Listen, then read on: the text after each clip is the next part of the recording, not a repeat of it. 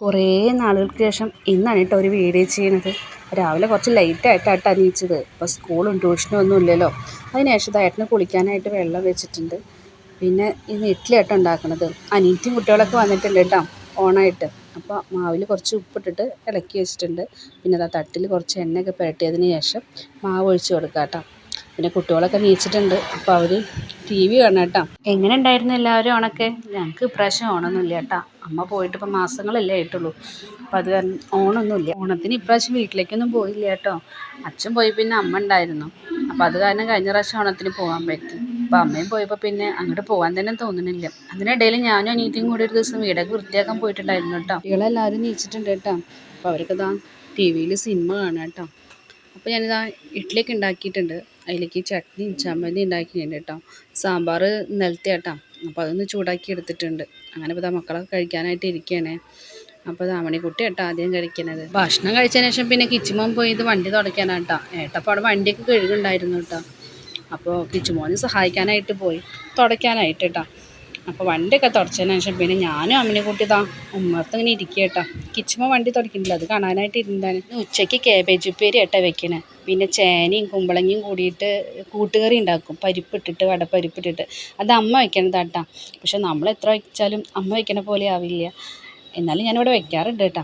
അപ്പോൾ അതിവിടെ കുട്ടികൾക്ക് നല്ല ഇഷ്ടമാണ്. പിന്നെ സാമ്പാറാട്ടം ഉണ്ടാക്കുന്നത്. അപ്പോൾ പരിപ്പൊക്കെ വേവിച്ചതിലേക്ക് ഇതാ കഷ്ണങ്ങളൊക്കെ ഇട്ട് കൊടുത്തിട്ടുണ്ട്. പുളിവെള്ളം ഒഴിച്ചിട്ടുണ്ട്.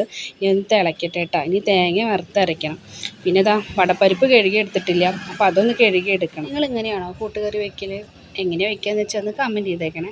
ഇവിടെ ഇതാ വടപ്പരിപ്പൊക്കെ എടുത്തിട്ടുണ്ട്. അപ്പോൾ ഒന്ന് കഴുകിയെടുക്കട്ടെ കേട്ടോ. തേങ്ങ വറുത്തരച്ച സാമ്പാറാട്ടോ വെക്കുന്നത്. അപ്പോൾ അതിനായിട്ട് ഉലുവയും കായും വറുത്തെടുത്തിട്ടുണ്ട് ആദ്യം. പിന്നെ നാളികേരത്തിൽ ചുവന്നുള്ളിയും വെളുത്തുള്ളിയും കറിവേപ്പിൻ്റെ ഇലയൊക്കെ ഇട്ടിട്ടുണ്ട് കേട്ടോ. പിന്നെ മല്ലിയും മുളകും നമ്മൾ വറുത്തെടുത്തിട്ടുണ്ട്.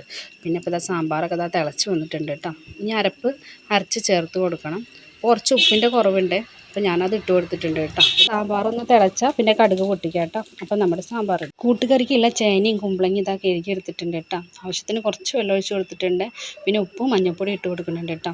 ഒരച്ച് ശർക്കരയും കൂടി ഇട്ട് കൊടുക്കും കേട്ടോ. പിന്നെ പരിപ്പ് ഞാൻ വേവിച്ച് വെച്ചിട്ടുണ്ട്. ഇത് വെന്തതിന് ശേഷം കേട്ടോ പരിപ്പ് ഇതിലിട്ട് കൊടുക്കുകയുള്ളൂ. കൂട്ടുകറിയിലേക്കുള്ള നാളികേരം വറുത്തെടുക്കണം കേട്ടോ. അതിനായിട്ട് ഞാനിതാ നാളികേരം എടുത്തിട്ടുണ്ട്. അതിലേക്ക് കുറച്ച് ജീരകം ഇട്ട് കൊടുക്കുന്നുണ്ട് കേട്ടോ. പിന്നെ മല്ലിപ്പൊടിയും മുളക് പൊടിയും കൂടിയിട്ട് ഒന്ന് വറുത്തെടുക്കണം. എന്നിട്ട് ചൂടാറിയതിന് ശേഷം നമുക്ക് അരച്ചൊഴിക്കാം കേട്ടോ. അപ്പോൾ ഞാനിതാ കഷ്ണങ്ങളൊക്കെ വെന്ത് വന്നിട്ടുണ്ട്. അതിലേക്ക് വേവിച്ച പരിപ്പും കൂടി ചേർത്ത് കൊടുക്കുന്നുണ്ട് കേട്ടോ. പിന്നെ അരച്ചത് നമ്മൾ ചേർത്ത് കൊടുക്കുന്നുണ്ട് ഇതാ. പിന്നെ വറുത്തിട്ട് കുറച്ച് നാളികേരം ഇട്ട് കൊടുക്കുന്നുണ്ട് കേട്ടോ. കടുകൊക്കെ പൊട്ടിച്ചിട്ട് നാളികേരം വറുത്തെടുക്കും കേട്ടോ.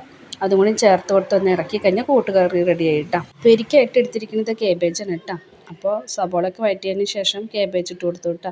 ഇനി അടച്ചു വെച്ചിട്ടൊന്ന് വേവിച്ചെടുക്കുക കേട്ടോ. അപ്പോൾ ഇതാ ചോറും കറികളും എല്ലാതും ആയിട്ടുണ്ട്. അപ്പോൾ ഈ കുട്ടികൾക്കൊക്കെ ഫുഡ് കൊടുക്കട്ടെ കേട്ടോ. അപ്പോൾ ഇതാ കഴിക്കാനായിട്ട് ഇരിക്കുന്നുണ്ട്. അപ്പോൾ അടുത്ത വീഡിയോ ആയിട്ട് വേറെ ദിവസം വരാം.